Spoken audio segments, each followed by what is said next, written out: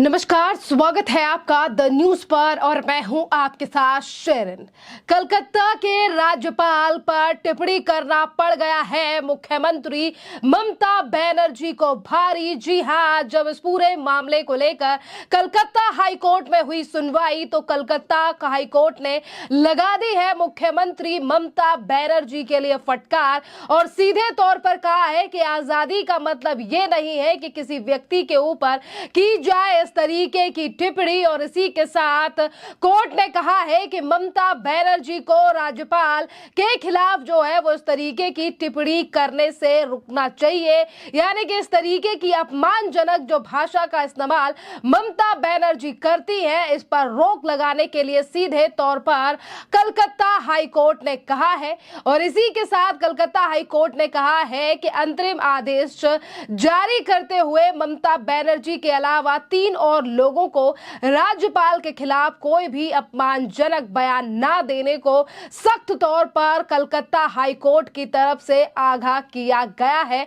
और अब इस पूरे मामले पर सुनवाई आने वाले 14 अगस्त को होगी। देखिए, ममता बनर्जी जिस तरीके से राज्यपाल को लेकर लगातार सवाल उठाती है, इस पर आज एक बड़ी चोट जो है वो कलकत्ता हाईकोर्ट ने ममता बनर्जी को दी है।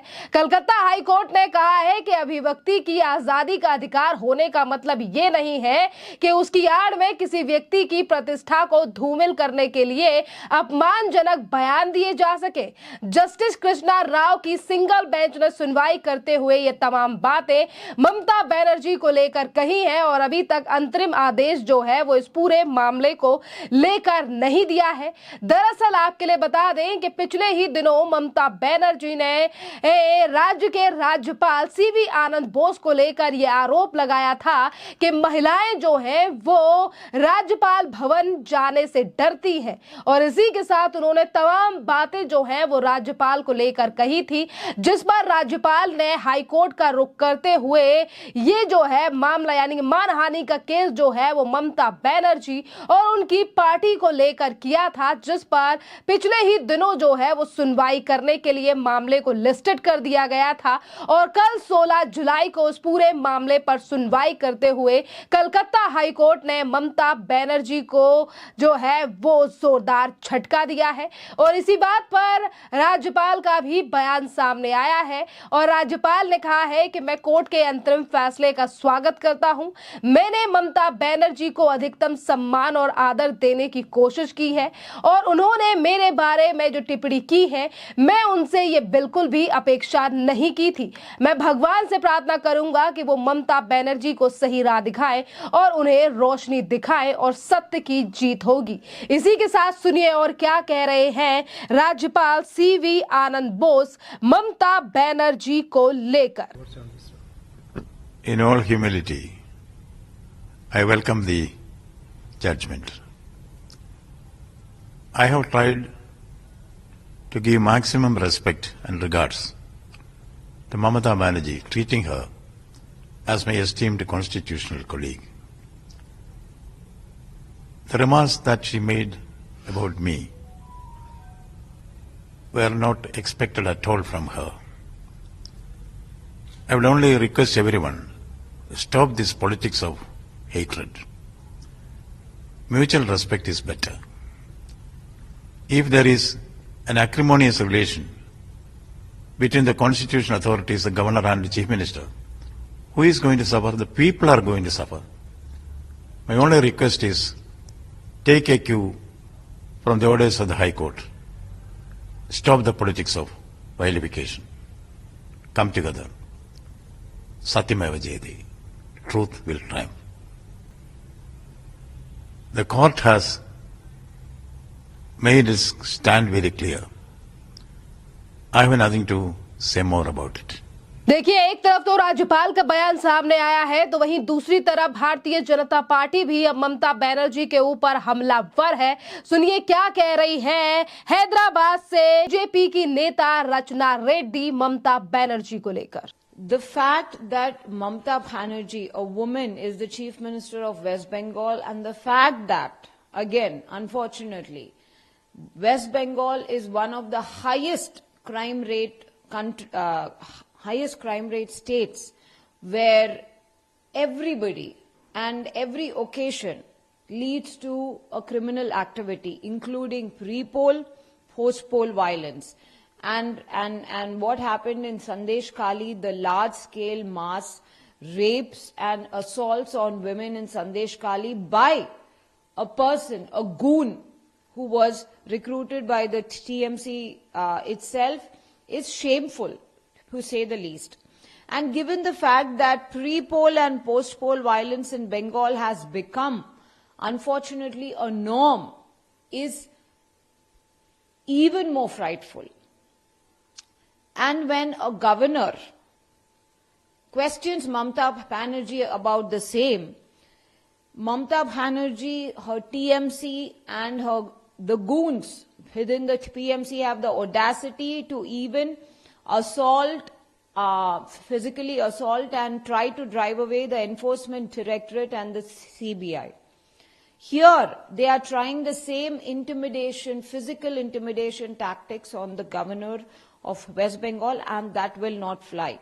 The Honorable High Court of West Bengal has already taken cognizance of the fact that the TMC, Mamata Banerjee and the entire ecosystem in West Bengal, the entire criminal ecosystem in West Bengal is trying to intimidate the West Bengal governor from seeking information on the post-poll violence, and that will not be tolerated by the Honorable High Court as well. Hence, Mamata Banerjee, please take stock of your own political party, because you are not going to be around for a long time.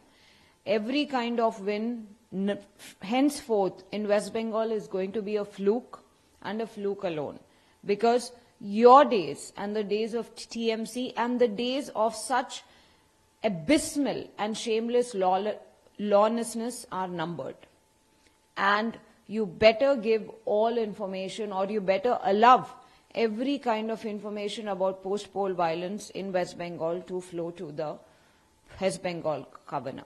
देखिए, उन्होंने सीधे तौर पर कहा है कि पश्चिम बंगाल में अब ज्यादा दिन जो है वो ममता बनर्जी और टीएमसी के नहीं रह गए हैं। जिस तरीके की चीजें आज पश्चिम बंगाल से निकलकर सामने आ रही हैं, चाहे फिर वो महिलाओं के साथ जिस तरीके की संदेश खाली जैसी घटनाएं हो, या फिर महिलाओं के साथ हो रहा दुराचार।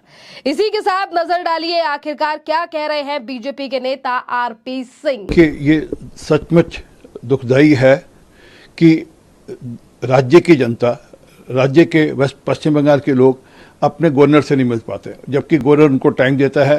जब उनको ऊपर प्रताड़ना की जाती है, जब उनके साथ दुष्कर्म किए जाते हैं, दुर्व्यवहार किए जाते हैं, उनके साथ मार पिटाई की जाती है, तो वह अगर अपनी बात, अपना दुखड़ा रोने गवर्नर के पास जाएं तो उसकी भी छूट नहीं मिलती, जबकि गवर्नर उनको समय देता है, पुलिस उनको रोक लेती है।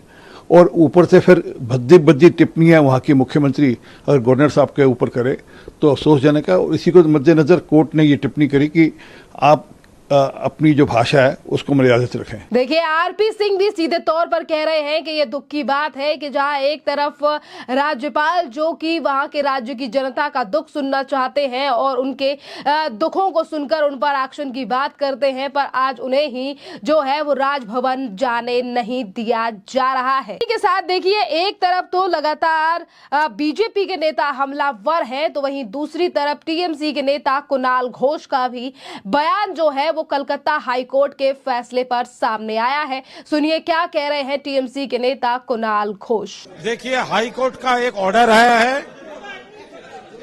हाई कोर्ट का एक इंटरिम ऑर्डर आया है। हमने ऑर्डर का कॉपी नहीं, हमारा पास अभी नहीं है। हम मीडिया से पूछ रहे हैं और हमारा लॉयर से एक बात हुआ है।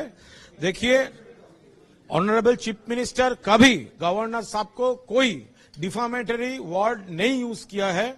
जो इंटरिम ऑर्डर कोर्ट से हुआ है वो नहीं होना चाहिए था। मैं कोर्ट को रिस्पेक्ट करता हूं, लेकिन नहीं होना चाहिए था। जो चीज प्रेयर में नहीं है वो ऑर्डर में आ रहा है, इसका क्या मतलब है? ये हो नहीं सकता। और मैं फिर से दोहराई हूं, राजभवन का एक इन्फ्लुएंशियल पर्सन के खिलाफ एक रिस्पेक्टेड औरत का मिसबिहेव करने का बहुत गहरी एलिगेशन है। अगर ये बोलने के लिए कोई हमारा खिलाफ डिफामेशन का केस करेंगे वो कर सकते हैं, हम समझ लेंगे कोर्ट में भी रास्ते में भी। देखिए, कुणाल घोष ने, आपने सुना कि किस तरीके से कुणाल घोष जो है वो कोर्ट की टिप्पणी को लेकर ये कह रहे हैं कि ममता बनर्जी ने तो कभी भी राज्यपाल को लेकर कोई इस तरीके की टिप्पणी की ही नहीं है। यानी कि ममता बनर्जी के द्वारा की गई टिप्पणियां और अपमानजनक शब्दों के ऊपर जो है वो कुणाल घोष पर्दा डालने की कोशिश कर रहे हैं। पर वहीं दूसरी तरफ वो ये कह रहे हैं कि सम्मान रूप से हम जो है वो कोर्ट के फैसले से खुश नहीं है, जो बातें कलकत्ता हाई कोर्ट की तरफ से की गई है। जहां एक तरफ टीएमसी और बीजेपी के नेता और इसी के बीच राज्यपाल की टिप्पणी सामने आई है, तो वहीं दूसरी तरफ आपके लिए बता दें कि सीपीआईएम, जी हां, पश्चिम बंगाल में पहले ही शासन और सरकार चला चुकी पार्टी भी इस पूरे मामले को लेकर काफी ज्यादा एक्टिव दिखाई दे रही है। और सीपीआईएम के नेता हनान मोल्ला, उनकी भी जो है वो राय सामने आई है कलकत्ता हाई कोर्ट के द्वारा दी गई टिप्पणी पर। सुनिए क्या कह रहे हैं Hanan Molla. That is going on for last few months continuously. Governor is abusing chief minister abusing governor. Activity of both are being attacked by each other. This is unhealthy situation is going on. The constitutional function is there in danger, and that is more responsible both. One is the RSS agent governor, and another is this anti people, this attitude and authoritarian attitude of Mamata Banerjee. Both are clashing every day, and that is creating problem for the West Bengal. देखिए, सीधे तौर पर देखिए किस तरीके से जो है वो हनन मोल्ला जो है वो ममता बनर्जी और राज्यपाल को लेकर ही ये कह रहे हैं कि इन दोनों ने ही जो है वो पश्चिम बंगाल में डेमोक्रेसी की हत्या कर दी है, क्योंकि पिछले कई दिनों से ये दोनों ही एक दूसरे के ऊपर हमलावर दिखाई दे रहे हैं। पर आज देश और दुनिया और खुद बंगाल की जनता जानती है कि किस तरीके का माहौल जो है वो सीपीआईएम के टाइम पर बंगाल में था, और आज उसी राह पर चलती हुई दिखाई दे रही है ममता बनर्जी। और आज यही तमाम बातें जो है वो सोशल मीडिया के माध्यम से ममता बनर्जी को कहती हुई नजर आती है देश की और बंगाल की जनता। खैर, इस पूरे मामले पर आपकी जो भी राय हो आप हमें कमेंट कर जरूर बताइए। धन्यवाद।